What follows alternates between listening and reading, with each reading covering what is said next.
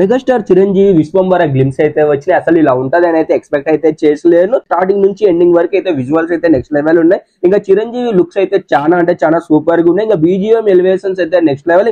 ఇంకా డైలాగ్స్ అయితే చాలా అంటే చాలా బాగున్నాయి. ప్రతి డైలాగ్ కూడా ఏదో ఒక మీనింగ్ అయితే ఉంటుంది. ఇంతకు ముందు విజువల్స్ వీక్ గా అనిపించినాయి, బట్ ఈసారి చాలా ఇంప్రూవ్ అయితే అయినా. ఇంకా స్టోరీలోకి వెళ్తే మాత్రం ప్రజల కోసం పోరాడడానికి వచ్చిన వ్యక్తి కథ, లేదంటే హీరోయిన్ కోసం 7 లోకాలు దాటిన వ్యక్తి కథ లాగా అయితే ఉంది.